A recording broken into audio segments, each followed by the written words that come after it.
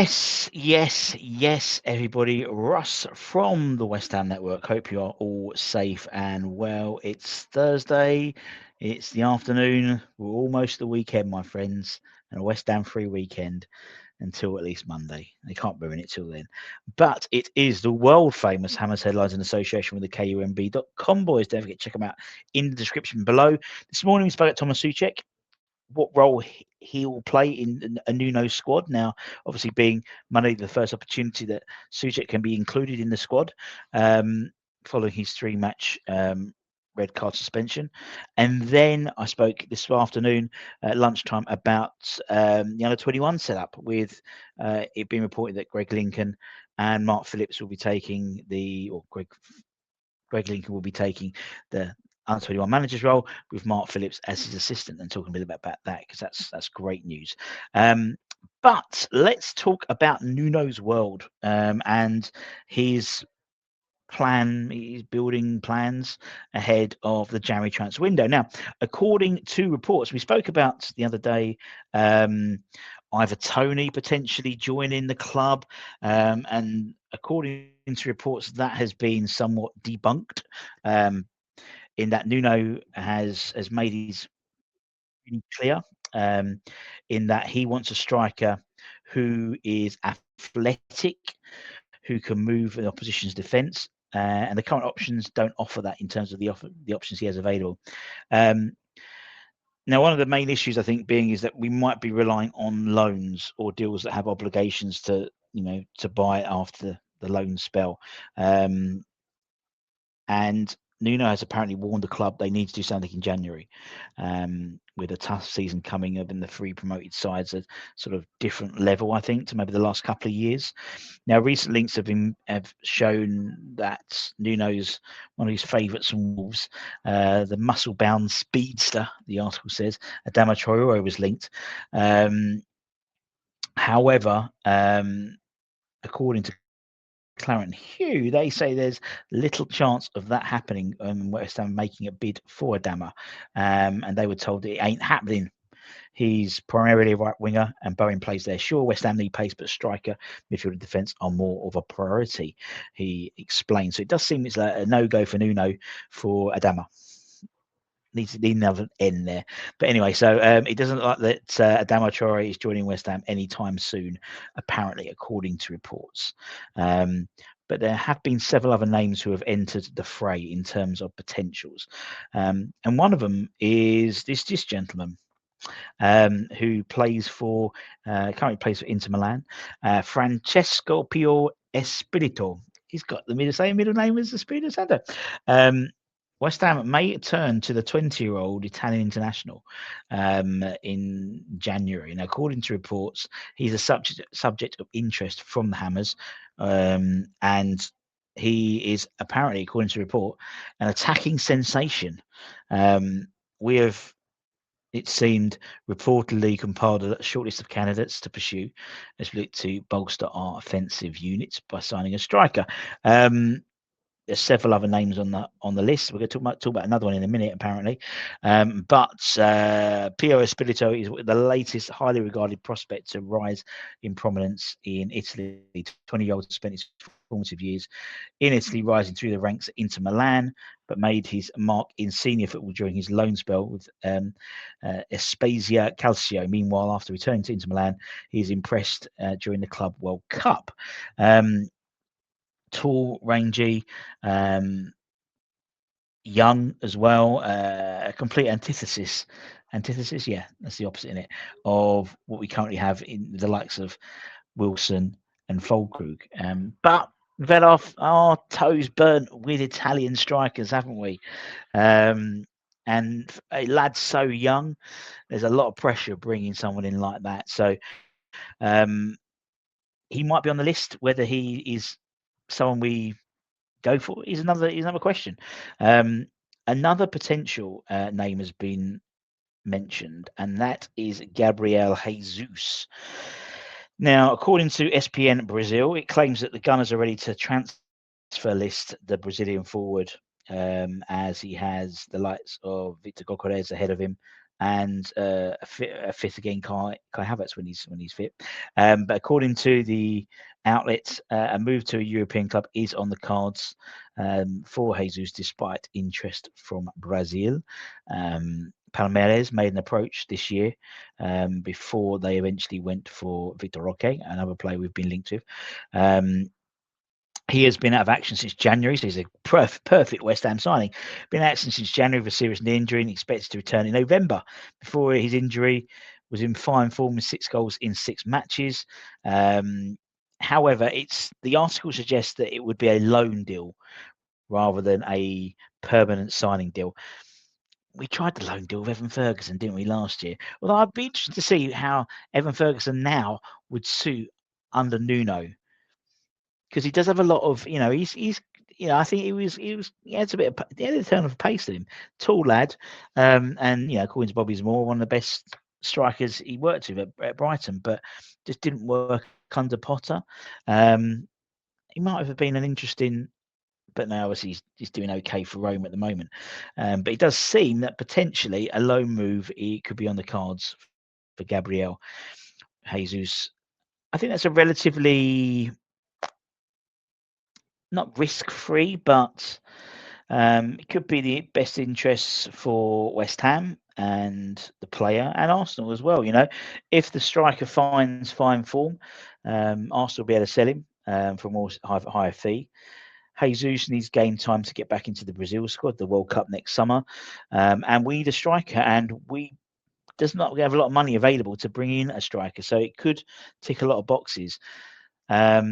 Maybe even a loan with an option to buy, just in case he does, hit the ground running. I wouldn't say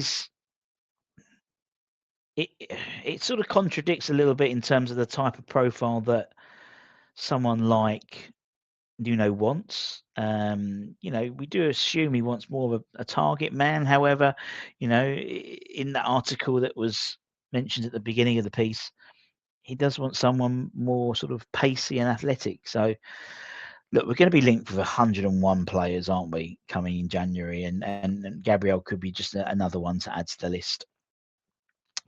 Changing tactically and looking at the midfield, obviously we brought in the likes of Fernandes, and we brought in obviously Magassa, Freddie Potts. We spoke about Souček. We spoke about JWP as well this morning.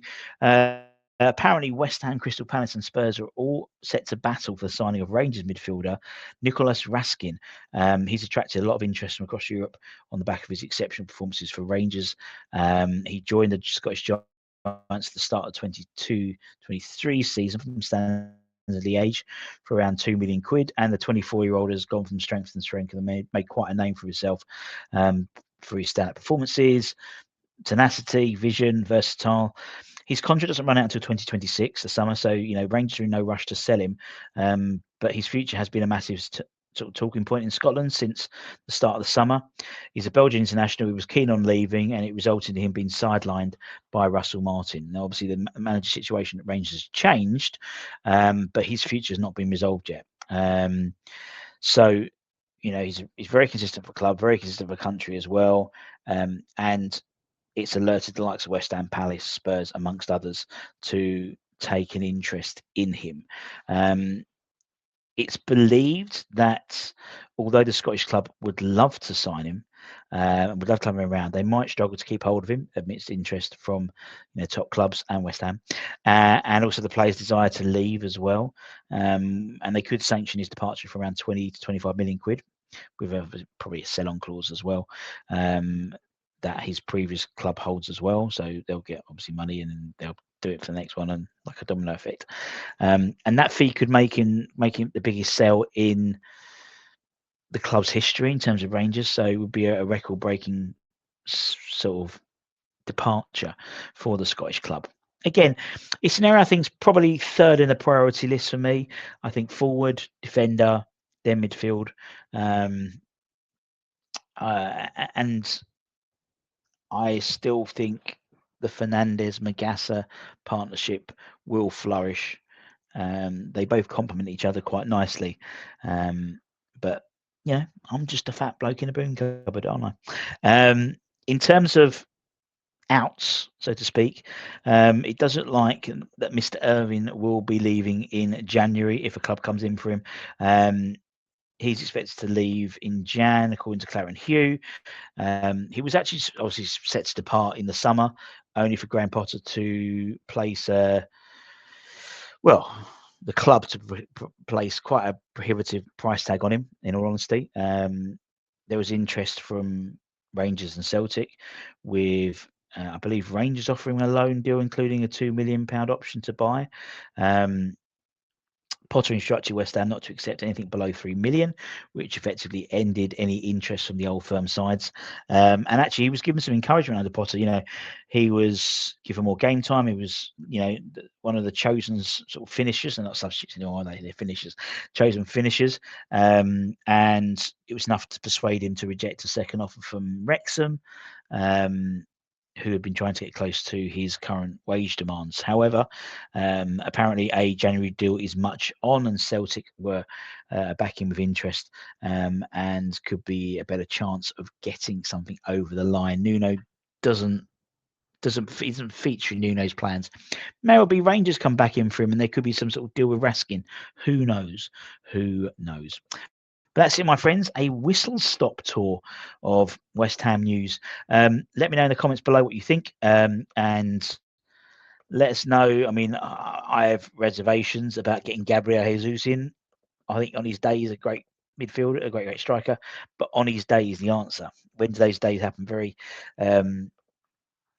few and far between. In terms of 𝗕𝗨𝗡𝗢 𝗕𝗨𝗜𝗟𝗡𝗙, I think it's a big ask for a 20-year-old to.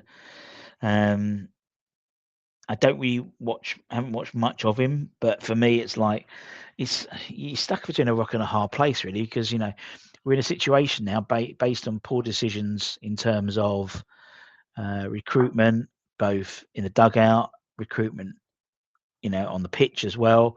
We've wasted a lot of money. And now we're in a situation where, and it seems to be every 6 months, the last couple of years, we need to rebuild the side again, and we need to rebuild it. It needs a rebuild. I was talking to someone yesterday, as I said, with the likes of Fabianski coming back. I think there's 4 or 5 eras of players we've got in the squad now in terms of overhang. We've got the Pellegrini era of Fabianski. We've got the Moyes era of a lot of players. We've got the Steiten era, I call it now, the Lopetegui era, like 𝗕𝗨𝗓 Rodriguez and people like that, and Max Kilman. And then we've got the Potter era as well, the likes of Magassa, the likes of Fernandes, Diouf, and so you've got all this hodgepodge. And actually, it's slightly. I mean, we are in the situation. We're in this situation by poor decisions in terms of appointments and in terms of not, then giving that manager the money they need to buy and the players they want. I think under Nuno we've got a slightly different situation now, where a lot of those players who played under Moyes will be more equipped for playing under a Nuno side. But the trouble being is that was 2-3 years ago, and those players are 2 or 3 years older now. The Souček that David Moyes signed isn't the same Souček we've got now.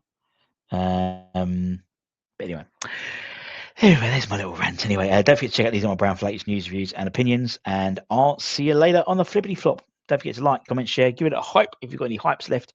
And I'll see you tomorrow. Much love. Bye-bye.